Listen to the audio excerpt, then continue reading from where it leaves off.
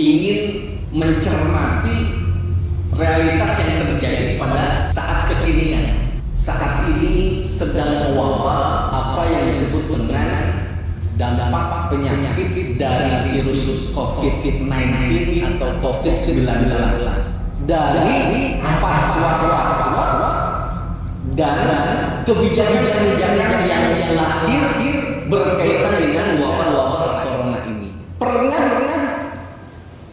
berbeda pandangan antara dirinya yang lalu dengan dirinya yang sekarang.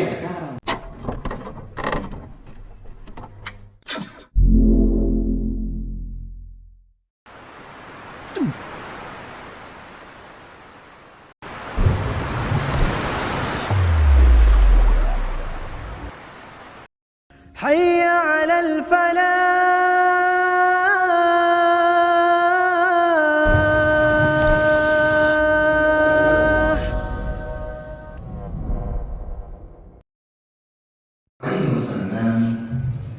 An Abdul As radhiyallahu anhu annahu sami'a Rasulullah sallallahu alaihi wasallam yaqul idza hakamal hakim fajtahada thumma asaba falahu ajrani wa idza hakama fajtahada thumma akhta falahu ajrun muttafaqun alaih. Hadirin majelis kajian ba'da subuh Masjid Al Hasan yang insyaallah kita semua diridhai, dirahmati dan dilindungi oleh Allah Subhanahu wa taala. Alhamdulillah di subuh hari ini setelah kita menunaikan ibadah salat subuh secara berjamaah dan Allah masih memperkenankan kita agar kita mampu untuk melaksanakan ibadah tersebut, maka itu pertanda Allah Subhanahu wa taala masih meridhoi dan masih melindungi kita, sehingga Allah berkenan untuk membuat kita mampu melaksanakan kewajiban yang diamanahkan kepada kita sekalian. Salawat serta salam semoga senantiasa tercurah kepada Nabi Muhammad sallallahu alaihi wasallam, suri tauladan ummah muwasil risalah yang hak, yaitu ad-dinul Islam, yang al-Islam adalah satu-satunya agama yang dibenarkan, diridhoi dan diterima di sisi Allah Subhanahu wa taala. Yang Allah menyatakan di dalam firman-Nya, barang siapa mencari agama selain daripada Islam, maka agama yang dicarinya itu adalah merupakan agama yang tertolak. Dan orang-orang yang mencari agama selain Islam, maka bersiap-siaplah dirinya digolongkan oleh Allah ke dalam golongan orang-orang yang merugi pada hari akhir nanti. Nauzubillahi min dzalik. Semoga bukan kita yang termasuk di dalamnya. Hadirin ikhwatu iman rahimana wa rahimakumullah. Dalam kajian kita ba'da subuh kali ini, mungkin yang saya coba sajikan adalah agak sedikit berbeda dari kemasan kajian ba'da subuh kita pada beberapa waktu yang lalu. Biasanya saya menyajikan yaitu fatwa-fatwa Dewan Hizbah sebagai upaya untuk mensosialisasikan apa-apa yang pernah dihasilkan oleh para guru-guru kita di Jamiah Persatuan Islam yang ada di dalam sebuah dewan, yaitu Dewan Hizbah, yang memang bertugas untuk memberikan semacam pencerahan dan kejelasan bagi kita selaku umat Islam pada umumnya, dan khususnya adalah sebagai keluarga besar di Jamiah Persatuan Islam terhadap berbagai permasalahan yang mungkin masih dianggap samar, masih dianggap belum jelas. Di dalam kumpulan fatwa Dewan Hizbah yang sudah dibukukan, terdapat sekian banyak hasil sidang Dewan Hizbah yang tentunya bagi warga Persatuan Islam, kalau meminjam bahasanya Bang Dedi, itu adalah wajibul kudu, ya. Jadi wajibul kudu untuk mengetahui apa fatwa-fatwa Dewan Hizbah sebagai warga Persatuan Islam. Dan ini sesuatu hal yang lumrah, karena di ormas yang lain pun adalah dilakukan hal serupa, yaitu edukasi atau sosialisasi tentang pandangan-pandangan organisasi tersebut terhadap sebuah permasalahan. Ini lumrah, ya. Apalagi disampaikannya adalah di masjid yang memang merupakan wakaf bagi Jamiah Persatuan Islam. Jadi tidak ada yang salah tentang hal ini ketika kita mengkaji fatwa Dewan Hizbah ini. Namun teman-teman sekalian, untuk sesi kita pada subuh kali ini, saya mencoba sedikit ingin mencermati realitas yang terjadi pada saat kekinian, dan lagi-lagi juga mencoba untuk membantu pensosialisasian pandangan Dewan Hizbah terhadap keadaan yang saat ini kita semua berada di dalamnya. Yang kita tahu bahwa di Indonesia bahkan sudah menjadi apa yang dirasakan oleh negara-negara di seluruh dunia saat ini sedang mewabah apa yang disebut dengan dampak penyakit dari virus yang disebut dengan virus COVID-19 atau COVID-19 yang biasa dikenal dengan sebutan virus corona. Nah, hadirin rahimani wa rahimakumullah, ada hal yang menarik yang saya pikir perlu untuk kita coba telaah. Makanya dalam kajian di pagi hari ini saya coba memberikan judul, yaitu adalah telaah terhadap fatwa-fatwa dan kebijakan-kebijakan tentang wabah corona. Tapi saya ingin menegaskan kepada kita bahwa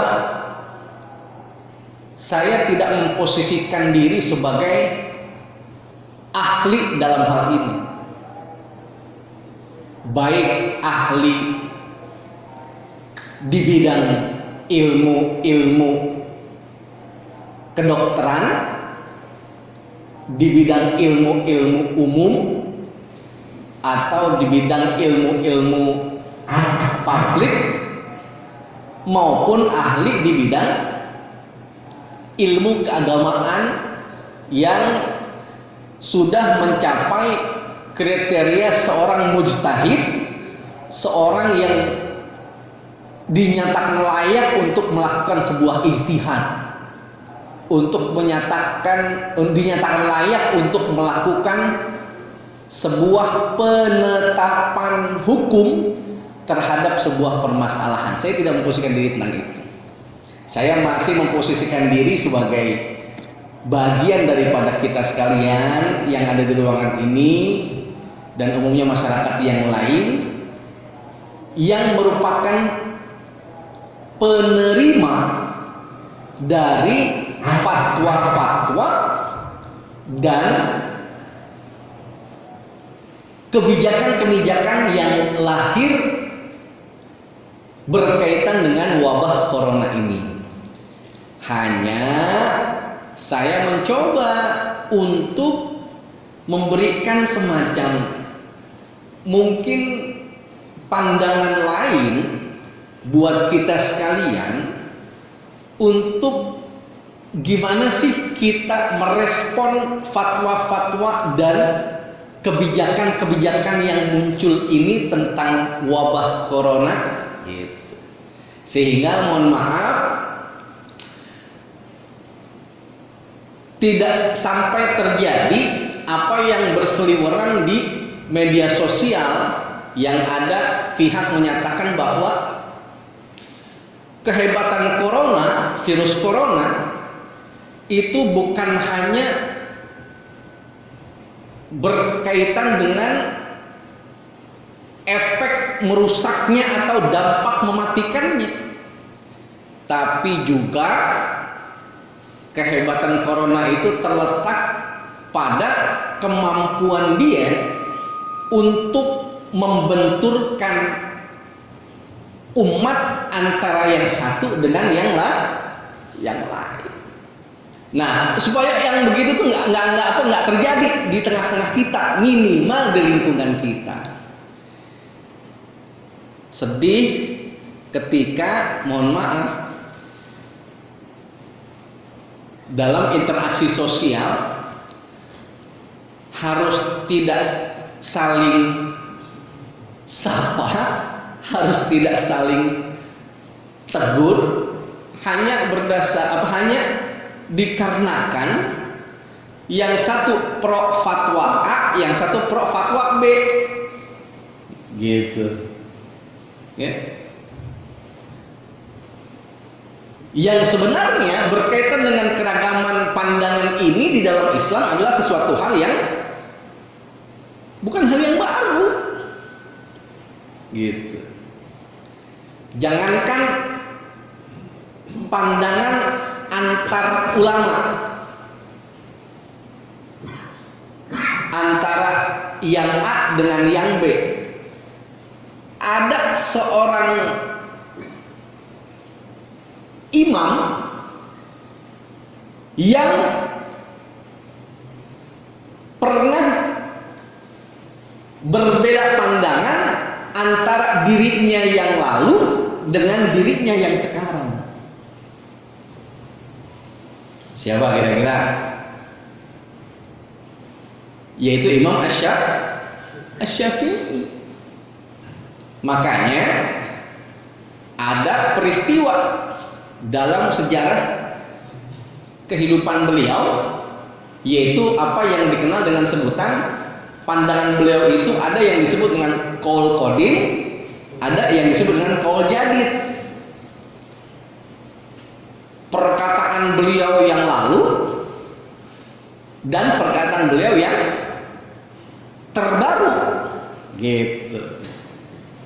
Artinya ketika kemudian berbeda pandangan, jangankan antara yang A dengan yang B, ini satu orang yang sama pernah istilahnya juga mengalami perbedaan pandangan antara masa lalu dirinya dengan masa sekarang dirinya. Nah, ya. Jadi itu basically-nya itu. Ditambah kita berangkat dari apa yang pernah Allah Subhanahu wa taala sampaikan, dan ini jadi semacam ayat trademarknya kita lah ya, Jamiah Persatuan Islam, yang termaktub dalam surah An-Nisa ayat 59 yang tadi Anda bacakan, bahwa Allah menyatakan A'udzubillahi minasyaitonirrajim, ya ayyuhalladzina amanu atiullaha wa atiur rasul wa ulil amri minkum. Tapi fa in tanaza'tum fi syai'in farudduhu ilallahi war rasul. Wahai orang-orang yang beriman, taatlah kalian kepada Allah dan taatlah kalian kepada Rasul, dan juga ulil amri minkum, orang yang diberikan kewenangan untuk mengurus sebuah perkara. Siapa? Ya di antara kita, minkum. Ada yang mungkin kategorinya dia sebagai ulama, ada yang mungkin dia kategorinya sebagai umara. Yang ulama nanti urusannya adalah melahirkan fatwa-fatwa, yang umara nanti urusannya melahirkan kebijakan-kebijakan. Makanya dalam tema ini setidaknya ana mau kemudian mengajak kita semua ya mendudukkan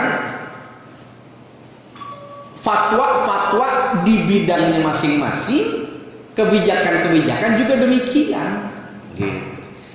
Karena memang menurut sependek pengalaman keilmuan anak, ada perbedaan antara fatwa dengan kebijakan gitu.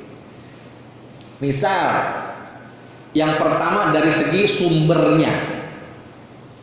Kalau fatwa kita tahu sumbernya adalah biasanya dari kalangan ulama.